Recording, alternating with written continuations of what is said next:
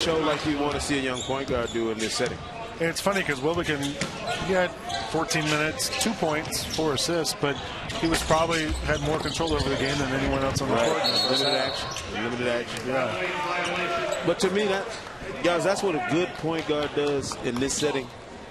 You control tempo, you get the ball where it's supposed to go, and you take your shots when you need them. And I don't mean your shots literally. I mean you take your chances to make something happen when you need to. But can you be that point guard in this age, in this era, in the league? The point guard is so offensively driven and so offensively dominant. Right. Do you have to bring some offense? I think, no question, you have to bring some. But I'm saying I think you can on the right team still be this kind of point guard. Everybody's not going to be Russell Westbrook and Steph Curry and all these dynamic point guards we have. Chris Paul is to me more of this type of point guard. He doesn't choose to score night after night the way he could if he had to in this league. He could try and get 30 every night. But he's a facilitator and believes in setting up his guys, you know.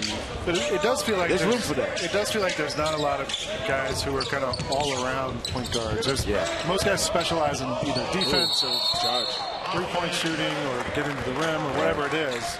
Well, there's Jeremy Grant bringing what we talked about earlier. Affecting the game on the defensive end of the floor, took a charge. Yeah, I agree with you, Mike. I think that there are situations where it calls for a certain kind of player. I'm not one of these people who believes that you can take any of these all-star point guards and put them on any team and they're the same player. They'd have to adjust their games to fit. That was a great look. That's a good look. That's the kind of thing that comes with more playing time, I guess, with the same people. But that's the kind of pass that a guy, wide open three, and he looks for a better shot. I mean, we've had these debates before about, does Rajon Rondo look the same, on a different team than he does, when he's with the Big Three Celtics and how he played. I mean, could you switch those parts up and still get the same results? I don't know. I think it's different for point guards than it is for players at other positions. You take a dominant big man like Shaq and put him on whatever team, in his prime, they're going to be contenders. You know what I mean? I don't know if you can say the same about these point guards. I think that partly is what kind of point guard is it? If it's a guy like a Westbrook, who's a offensive juggernaut, that team's going to contend or at least be a lot better. But Rondo, a lot of what he does is he needs guys. Nice look. It's a great pass. He needs guys who can knock down shots around him to be successful.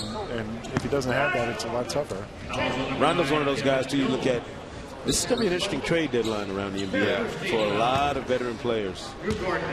Does Rondo stick around in Boston and play in that rebuilding situation, with a contract that's. It's like how much rebuilding do they want to do? Yes, how much do you want to do and how much does he want to stick around for? What would you recommend? I think you got to look long and hard at seeing if you can shop him and get something huge in return, in terms of potential, and give Rondo what he deserves, which is a chance to go and play on a team that's competing and playing, in the playoffs right now. $100 million?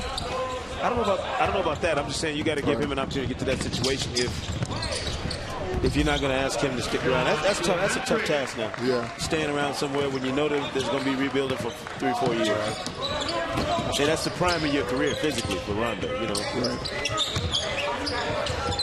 I'm not saying he's asking to get moved or anything. I'm just throwing it out there that it's something you'd have to think about it for yourself. Nice. There's Devin Evans, who we struggled some in the first half, but toward the end of the half there got going a little bit and knocks down the three-pointer. That flat three doesn't always look good, but it helps when it goes in. Nice move.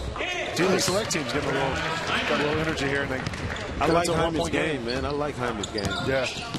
Even if he's a bit undersized for the NBA, Rick, that's a dude that's going to play forever overseas and always be on somebody's roster at camp. That was really nice. Rewind on some skates there for a second, I think. Rewind selector, please.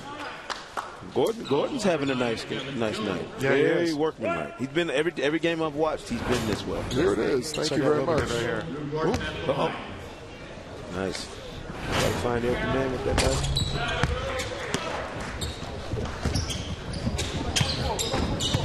Sixers lead 46-42. 6:48 to go in the third quarter. And we're seeing the D-League make a little bit of a push here. Looking like they might be able to close this gap a little bit. Jones now with 11 points on the game.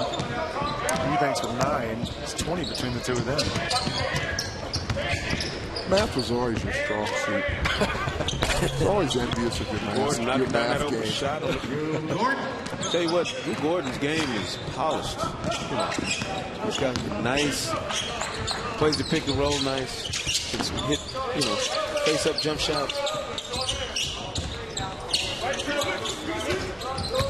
Well, you say he's polished.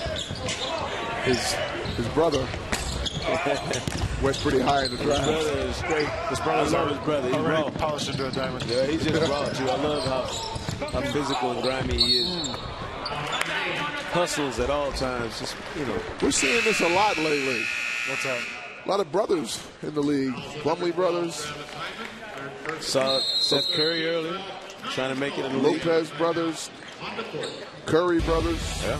You got any more brothers for us? Brothers. We're brothers. Tony brothers. I did see Tony brothers.